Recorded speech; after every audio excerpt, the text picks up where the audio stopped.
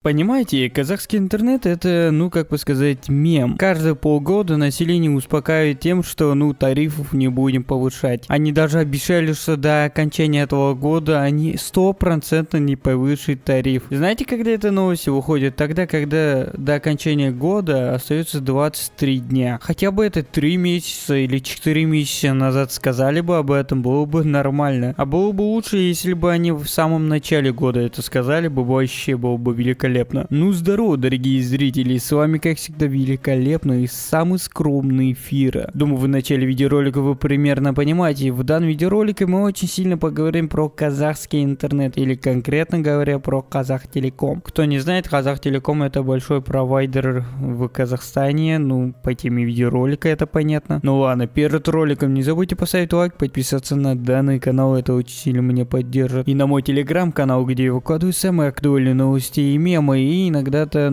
я выкладываю анонсы новых видеороликов, стримов и все такое вроде. Понимаете, в Казахстане Казахтелеком, не особо так сильно любят. Просто потому, что они являются монополистами, это одно дело. Второе дело, они повышают тарифы без причин. Окей, если они тарифы повышали бы и качество работы интернета повышалось бы, как понимаете, это не так. И из-за этого, у народа появился пословица или свой мем. Мы называем Казахтелеком, как бы сказать, Котахтелеком. Кто не понимает слово Котах, это, пенис. Даже казахский новорожденный ребенок сразу, когда рождается, он слышит моментально про Котахтелеком. Потому что отец нормально не может отправить сообщение о том, что он родился. Все в этом роде. У него скорость была плюс-минус 10 мегабайт. Мегабит. В спид-тесте. ВИЧ-тесте. Сейчас купил новый роутер, все будет отлично. Но, сука, ебучий Котахтелеком сказал, то... Котахтелеком, блядь, что?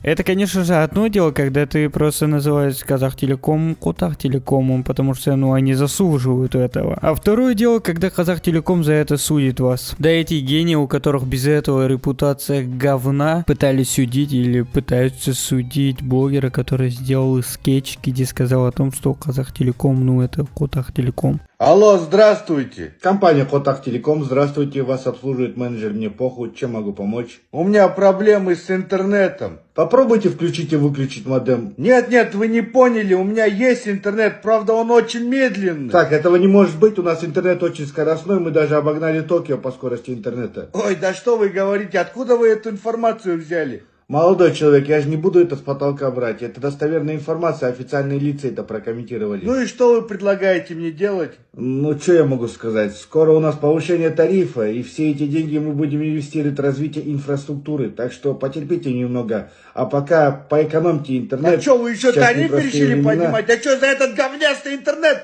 Еще дороже буду платить, что ли? Так, молодой человек, не надо орать там, пожалуйста. Это что за фигня, беспредел какой-то полный? Молодой человек, я вам объясняю, немного потерпите, пока поэкономьте трафик. Я же вам сказал же, что сейчас непростые времена. Что вы там несете, ересь какую-то?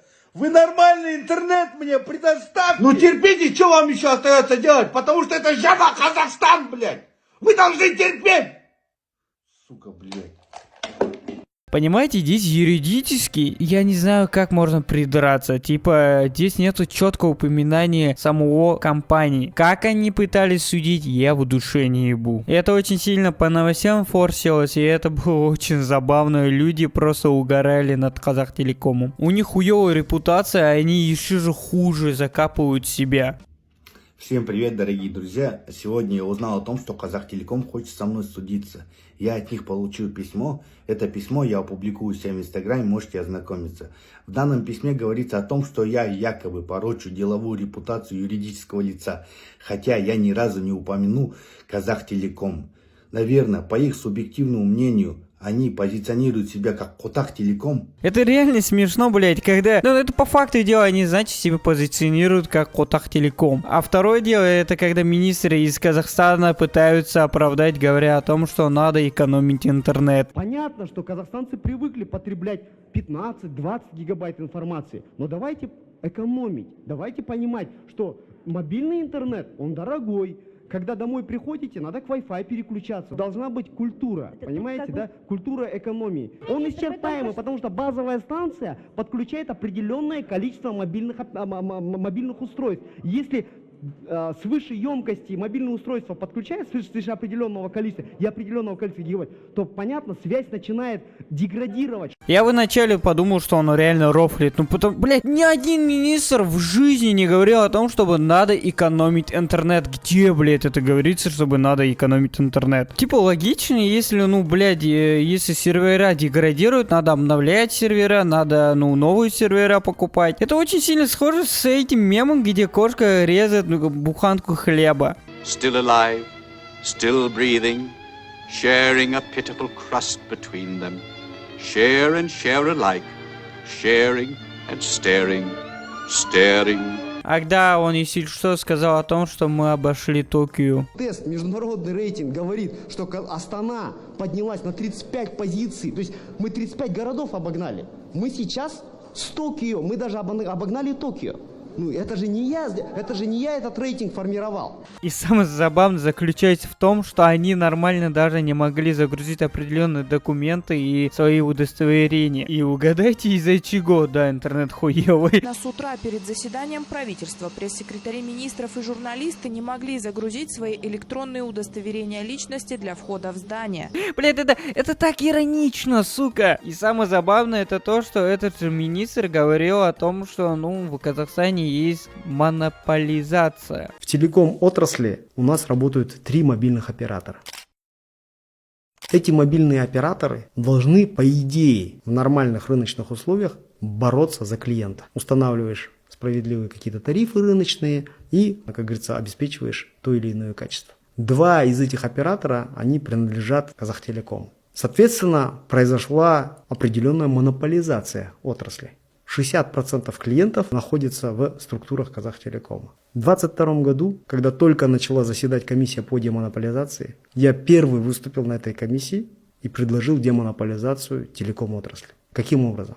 Я предложил вообще 2, чтобы мобильных оператора продали и отдали в частные руки. Соответственно, нам приходится сейчас править законы для того, чтобы вернуть конкурентность на этом рынке, первое. Второе, все контрольные механизмы. Бля, он таким был крутым в самом начале, но, к сожалению, почему-то, по неизвестным причинам, он, ну, поменял свое мнение. Просто в самом начале он говорил о том, что вот мобильный интернет, монополизация и вся такая тема. И резко переобулся и начал говорить о том, что, ну, блядь, поймите операторов, они такие бедные, а им приходится экономить. Из-за этого приходится увеличивать цены. Они не хотят, они просто искренне не хотят, но они повышают. И он становится новым представителем или руководителем Казахтелекома. Понимаете, это одновременно смешно и одновременно грустно. И сейчас будет немного отдельный блок для вас, людей, которые сейчас будут писать о том, что я украл идею у Пурпула. Первое, это то, что это мой друг детства, и мне это можно. И по факту дела он на это нихуя не обижается. Второе, у него в видеоролике, будем честны, очень-очень поверхностный анализ был. Поэтому я подумал, лучше я тоже свои 2 копеечки поставлю на данную тему. И то никому не мешает вам тоже записать про эту тему видеоролик, поэтому, ну, идите нахуй. И тем людям, которые сейчас будут говорить о том, что вот в Западе то же самое, в Америке вот интернет-провайдеры очень сильно монопольны, я сразу вам всем говорю, идите нахуй, долбоебы, это как может оправдывать наших провайдеров, я не знаю. Окей, у них монопольный, но я не хочу, чтобы у нас было это. Ладно, с вами был, как всегда, великолепный и самый главный скромный эфир. Не забываем ставить лайк, подписываться на данный канал и на мой телеграм-канал, где я выкладываю самые актуальные новости и мемы, и от себя тоже что-то добавляю, типа эксклюзивную информацию о том, какие видеоролики будут выходить. Ах да, если что, свое мнение можете написать в комментариях, это было бы очень важно. Ну ладно, до новых встреч, дорогие мои зрители и рандомные зрители.